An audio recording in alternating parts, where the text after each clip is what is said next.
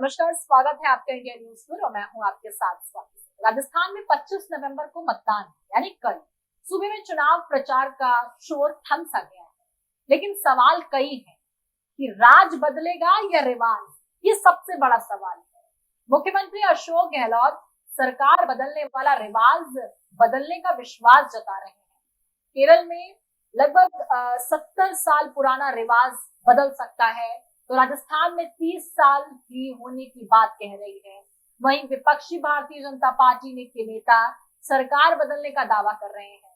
बयानों से हटकर देखें तो कांग्रेस और बीजेपी दोनों ही दलों ने मतदाताओं को लुभाने के लिए अपने पिटारे से वादों और गारंटियों की झंडी लगा दी है। दोनों ही दलों ने मतदाताओं के लिए जमकर लुभानी घोषणाएं की और बीजेपी को अपने साइलेंट वोट के साथ ही किसान, छात्र, युवा और महिलाओं की सुरक्षा से जुड़ी घोषणाओं के सहारे सत्ता परिवर्तन का इतिहास कायम रखने का भरोसा है। उधर कांग्रेस को गहलोत सरकार की ओर से चलाई जा रही योजनाओं और घोषणा पत्र में हर वर्ग के लिए दी गई गारंटियों के सहारे रिवाज बदलने की उम्मीद है। कांग्रेस के पिटारे में क्या क्या है और बीजेपी के पिटारे में क्या कुछ है, ये तो जनता भी जानती है, लेकिन इसका असर कितना चुनाव पर पड़ेगा और जनता पर पड़ेगा। कांग्रेस और बीजेपी दोनों दलों के चुनावी घोषणा पत्र पर डाली जाए तो कुछ समानताएं हैं और कुछ विभिन्नताएं भी हैं। कांग्रेस के घोषणा पत्र में हर वर्ग के लिए कुछ ना कुछ है, तो वहीं बीजेपी के संकल्प पत्र में महिला, युवा, किसान और गरीब को फोकस कर वादे किए गए। कांग्रेस ने गहलोत सरकार की फ्लैगशिप स्कीम चिरंजीवी योजना के तहत हेल्थ इंश्योरेंस कवर 25 लाख रुपए से बढ़ाकर 50 लाख रुपए करने का वादा किया। सीएम गहलोत और कांग्रेस नेतृत्व को इस योजना पर बहुत भरोसा है। कांग्रेस की नजर इस योजना के लाभार्थियों पर तो है ही, एक बड़े वर्ग और इसके जरिए अपने पाले में लाने का विश्वास भी सत्ताधारी दल को है। इधर महिलाओं की बात की जाए तो कांग्रेस ने 400 रुपए में घरेलू गैस सिलेंडर देने का वादा किया। इसके जरिए कांग्रेस की रणनीति सूबे की 2 करोड़ से अधिक महिला मतदाताओं को साधने की है।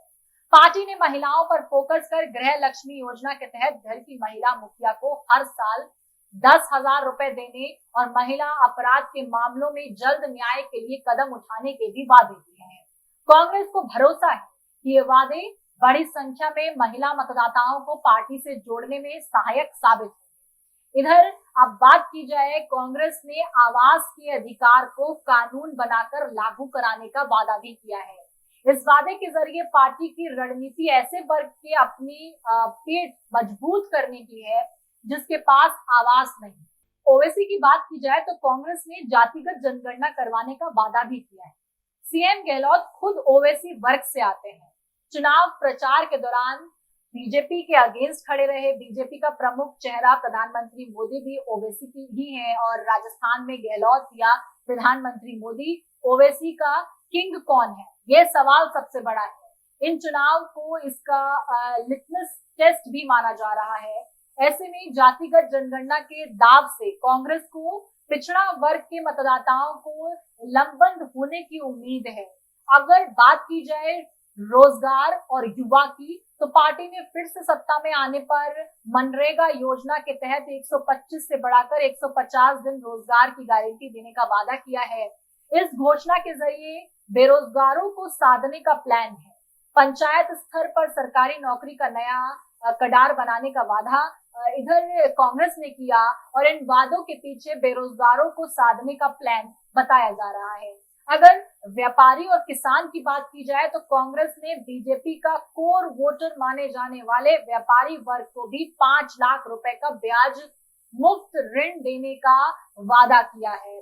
कांग्रेस ने किसानों के लिए भी स्वामीनाथन कमेटी की सिफारिशों के मुताबिक एमएसपी को लेकर कानून बनाने का दावा भी किया है और ये दाव चलते हुए और ये वादा किया है कि किसी किसान की जमीन कुर्क नहीं होगी।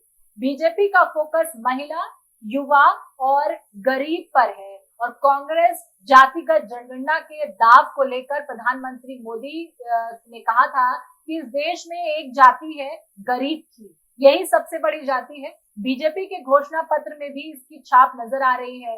बीजेपी का फोकस गरीब के साथ ही महिला, युवा, किसान पर है। बीजेपी के घोषणा पत्र में किसके लिए क्या है ये भी जानना जरूरी है। जैसे कि बीजेपी ने गरीबों को मुफ्त राशन के साथ ही हर परिवार को घर देने का वादा किया, साथ ही ये भी कहा कि उज्ज्वला योजना के लाभार्थियों को 450 रुपए में गैस सिलेंडर देंगे।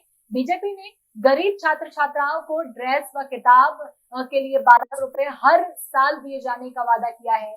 इन वादों के जरिए पार्टी की नजर गरीब वर्ग के को साधने पर है। और किसानों की बात की जाए तो बीजेपी ने भी लगातार किसानों को साधा है। बीजेपी ने प्रधानमंत्री किसान सम्मान निधि की राशि को 6 से बढ़ाकर आपको बता दें जिस तरीके से 12,000 रुपए कराने और गेहूं की खरीद के लिए 2700 रुपए प्रति क्विंटल MSP और इसके साथ बोनस देने का वादा किया है।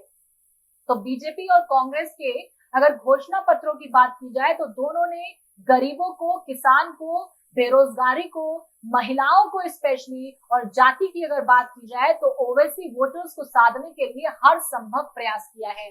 लेकिन अब सवाल खड़ा होता है कि दोनों ही पार्टियों के दाग जाति पर, महिला पर, यहाँ तक कि युवा पर, किसान पर, व्यापारियों पर नजर आए, लेकिन इसकी छाप जिस तरीके से छोड़ी गई है तो क्या जनता इसको समझते हुए बीजेपी को चुनेगी या कांग्रेस को चुनेगी? जाति जो सबसे बड़ा रोल प्ले करती है, क्या उसका सहारा लेकर दोनों में से कोई पार्टी जीत जाएगी या फिर राजस्थान की जनता रिवाज को कायम रखेगी और 5 साल बाद पार्टी रिपीट नहीं होती है, इसको बरकरार रखते हुए इस बार पार्टी चेंज कर दी जाएगी या फिर कांग्रेस का भरोसा जीतेगा और कांग्रेस की जीत होगी? इस पर आपकी क्या राय है कमेंट बॉक्स में जरूर बताइएगा। अभी के लिए मेरे साथ बस इतना ही। देखते रहें इंडिया न्यूज। धन्यवाद।